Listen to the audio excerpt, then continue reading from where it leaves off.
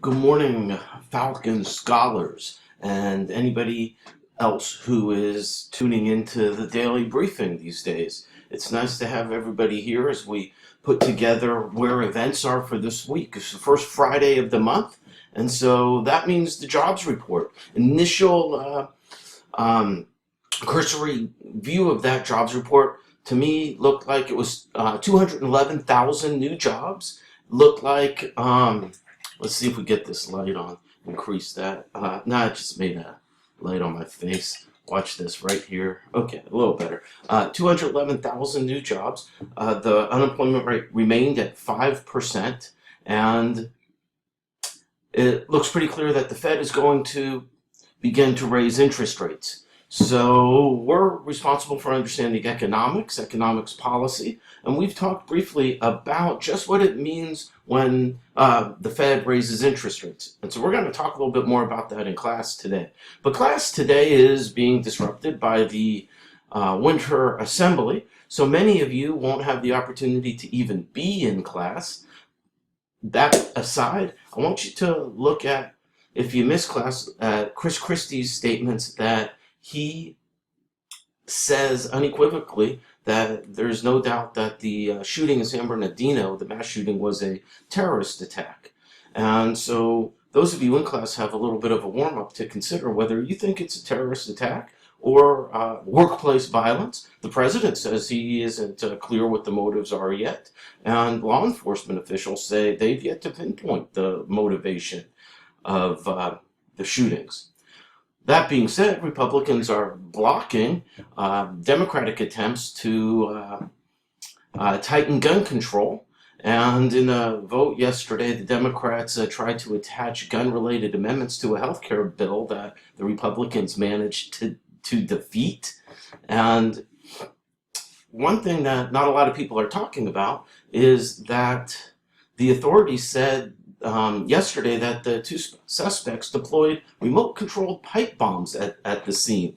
So while we're debating gun control and whether this is terrorism or workplace violence, these offenders used additional items other than guns. So where does that factor into your argument?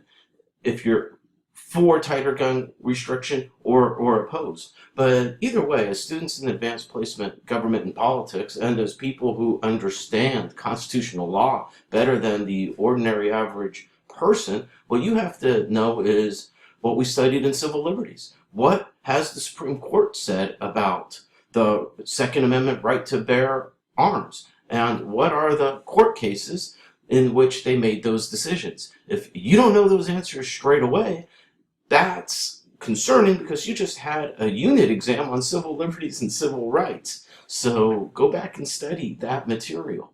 And while you take a break from studying that material, be aware that the Senate passed the 5-year highway bill that we've been talking about and have sent it to the White House. So the path has been cleared for the president to sign the $305 billion bill that wraps together the demands of road builders and unions with the wishes of safety advocates and local transit planners. The bill, this is the longest transportation measure. Usually they're a year or 6 months. This is 5 years. It's the longest one that lasts 5 years in the last 17 years and is going to provide money for roads, rail projects. It's even going to renew the Export-Import Bank.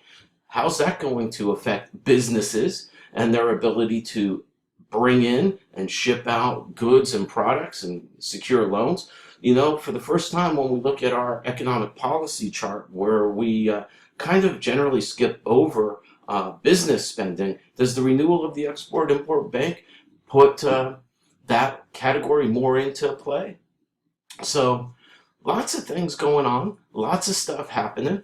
Gonna have a coffee chat tomorrow, but that coffee chat is going to have to be earlier. So we've talked about how it's time to get serious now. We've talked about where we are in the semester and where we're headed. And so coffee chats are now earlier. I'm gonna see you bright and early at 8 a.m. 8 a.m. Let me say it for a third time what time we start. 8 a.m., which is 11 a.m. Washington, D.C. time. So there's your political daily briefing. Hope you find some workarounds to make sure you get a chance to see this. And a quick wrap up with the jobs report once again. Over 210,000 jobs. The unemployment rate remained at 5%, and the Fed is now preparing, almost certainly. It would take some weird, extreme event that nobody is foreseeing.